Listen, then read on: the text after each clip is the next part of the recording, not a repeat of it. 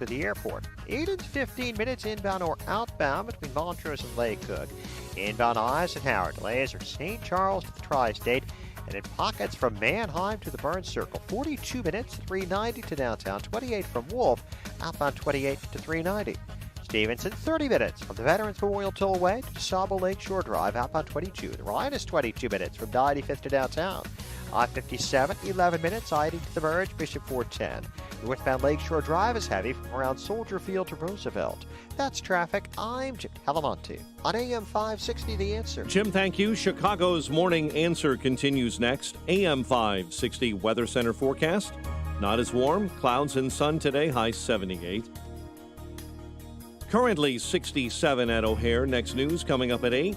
Chicago's Morning Answer with Dan and Amy continues next on AM 560, The Answer. Listen to AM 560 The Answer online at 560theanswer.com, on the AM 560 mobile app, on your Alexa-powered smart speaker, and on TuneIn, iHeart, and on Odyssey. From the Matrix Home Solutions Studios, this is Chicago's Morning Answer on AM 560, The Answer. If you're looking for the latest news, insight into what it means, and the sharpest opinion, there's only one station in Chicago where you can turn, and it's this one. We're AM 560, The Answer. Oh, you know what that song means?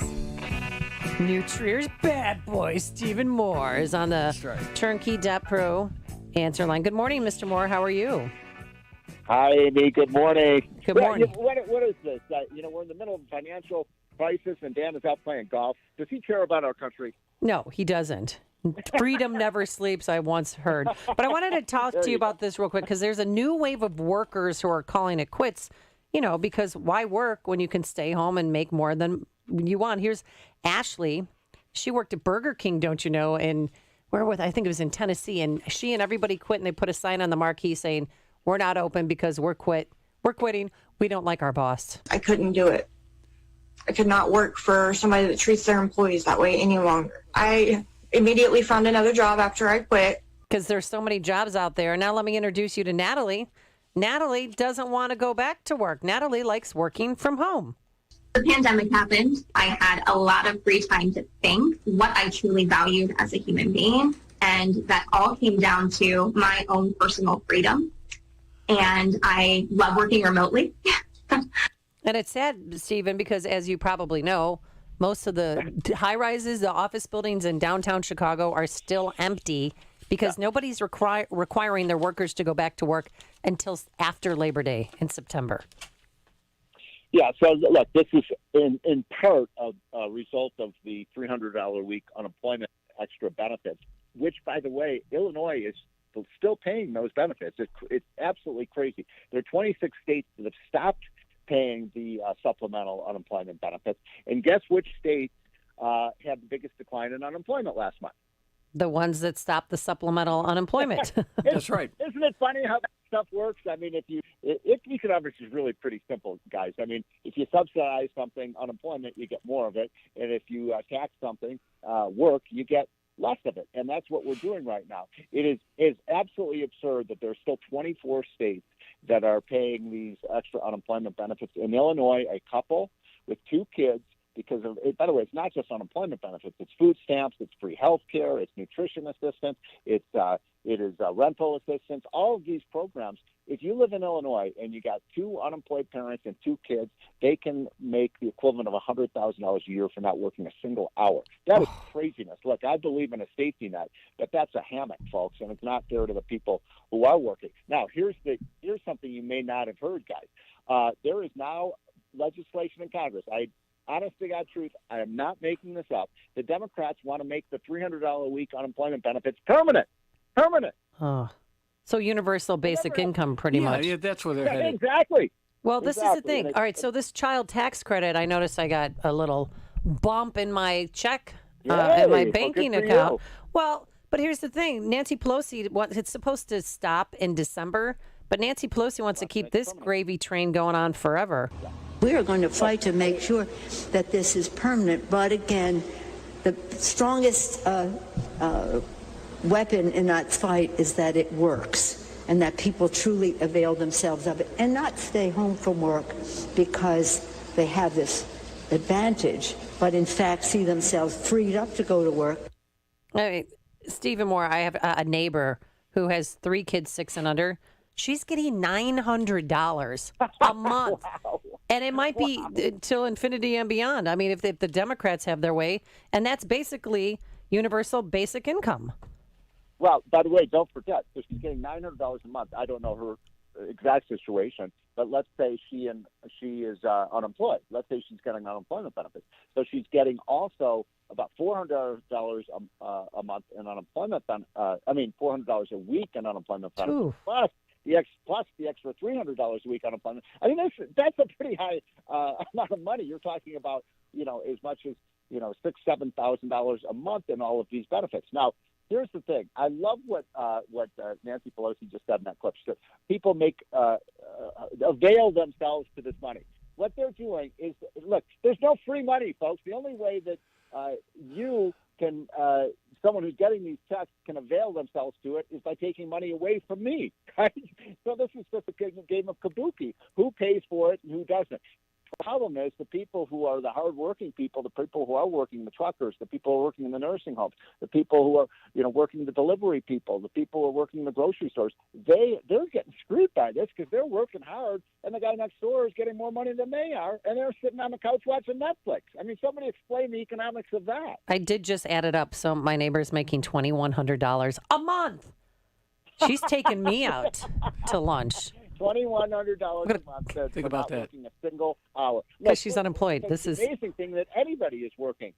Given how much we're paying people not to, and I really do worry about the future of our country. More and more people are feeling like they're entitled to other people's money, and that is the path to economic ruin. Yeah, look, I agree 100%. I mean, the priority within the Democratic Party right now, Congress, is to make these benefits permanent and to really move towards universal basic income. Right. That's been the strategy. That's how they're going to do it. They're going to buy people off, essentially. And I'll tell you, having grown up in the restaurant business and obviously knowing a lot of restaurateurs and people in the service sector, I mean, they are having a horrible time finding people to work, an absolute horrible time finding people to work because you're right. It's just you can stay at home and you can make much more money than you ever made working at the local restaurant. I'm still trying to wrap my head around my neighbor's wealth. But because, think about it. Because her family's in Alabama, she lived in rural Alabama, $2,100 a month or even $1,500 a month. Yeah, you don't have to work ever in your life. Yeah. Well, look, the question I've been pondering, I get asked this all the time. I wonder what you guys think. Is this deliberate? Are the Democrats trying to make more and more and more Americans just dependent on government? By the way, the other thing that's going on as we speak is the Democrats have a new plan to expand Medicare. They want to provide Medicaid in states that didn't take the Obamacare subsidies. They're going to give free Obamacare subsidies to people in those states. I mean, everybody's become this massive entitlement state. Everybody is going to be dependent on government. And the question is this deliberate? Is this what the Democrats want? And I used to say no, but now I'm not so sure. And what about with all the inflation? I mean, Biden said, this is just temporary, the higher cost of groceries and gas. I don't see this being temporary. And where's the exit ramp to this? Yeah, I think the word now is transitory. That's the new in vogue word, transitory. It's just here for a little while, except that when Biden spoke, he made two errors in his thinking. Number one, he said, we're getting control of inflation. No, they're not. The inflation is getting worse. It's not getting better. I mean, anybody who ever pumps a gallon of gasoline or goes to a grocery store understands that. It's getting worse. It's not getting better. Number two, he said, we're adopting policies that are going to try to stop this inflation. No, they're not. They are proposing $4.5 trillion more spending in this so-called reconciliation bill. That's, by the way, folks, four followed by 12 zeros of spending. That's more money than we spent on World War II. That's how much they want to spend. Now, if you spend and borrow and print that much money, okay, here's your economic lesson for today. Are you ready? What happens to inflation if you print $4 trillion of money?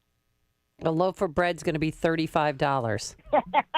Exactly. I mean, all this free money just means the prices go up and up. I don't know if people know the famous story of what happened to Germany in World War I. where basically they so massively spent with deficit spending that people used to have to, the cousins used to have to take wheelbarrows full of German marks to the grocery store so they could pay their bills. And incidentally, I want to ask you guys about, you said you were in the restaurant business. The problem is those restaurants have very small profit margins, right? Very small. Yeah, so if you increase the government says, oh, they're just going to have to pay their workers more. Well, how are you going to do that? You're going to put these small businesses out of business. Isn't that true? Well, I remember during the Carter years when inflation was 10, 11, 12%. I mean, mortgages were 18.5%. We barely survived. We had 2 restaurants. We barely survived. The margins are so small. And we had the whole family working in the restaurant too, just to kind of control our labor costs. My mom used to joke that my dad wanted to spend more time with the kids, so we opened the restaurant. So we all worked in the restaurant. But you're going to actually see a lot more of that. Actually. Yes. You see that especially with like Korean and Chinese restaurants. You get the 13-year-old kid behind the cash register, and that's the only way they're going to be able to survive. And I doubt that they're paying their 14-year-old the $15 an hour. No, they're just happy to work and spend time with the family. It's not like we could run out and adjust the menu with regularity. I mean, it was. That's a great point. I mean, we just barely survived. But you're so right. I mean, even a moderate increase in inflation is going to have a devastating impact on the service industry. And I just wanted to introduce you, Stephen. I want you to hear this is a restaurant owner in Southern California who's having a hard time, even when he's offering more money, getting anybody to apply. Given the demand for employees, we've increased our average kitchen hourly rates by as much as 20 to 40% in order to keep the staff that we have and draw in new people. We had staff leave because they found as much as $18, $20 an hour elsewhere.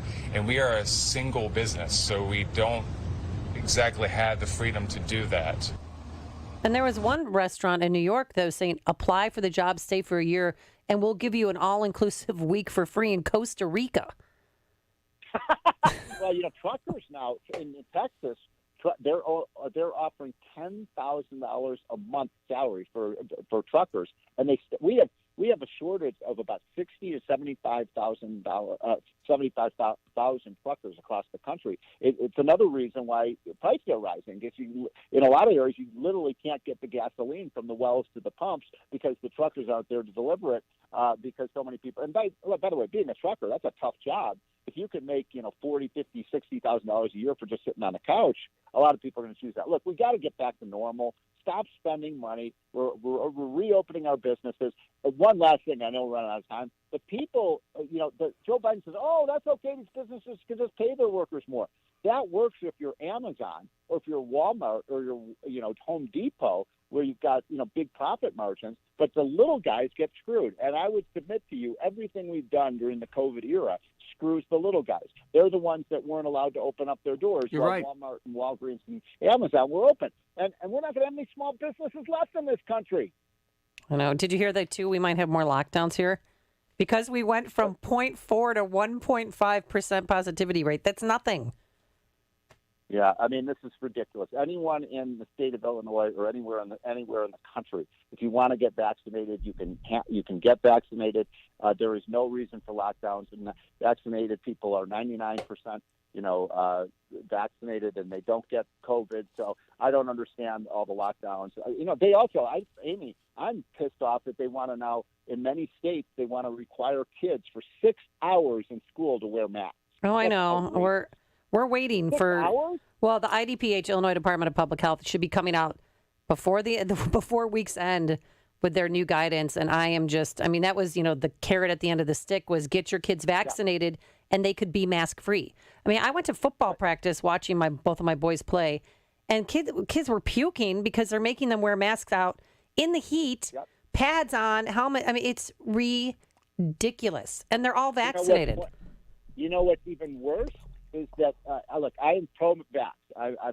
For anybody over the age of 30, even 25 should be vaccinated. But to have 6 and 8-year-olds vaccinated, I think it's more dangerous for their health to be vaccinated Absolutely. than not. Yep. It's ridiculous. And by the way, the chance of your kid dying from COVID is like less than the chance of crossing the street and dying. Well, the mortality rate is much higher for the flu, and that has been proven. It's 0.0002 mortality rate for COVID.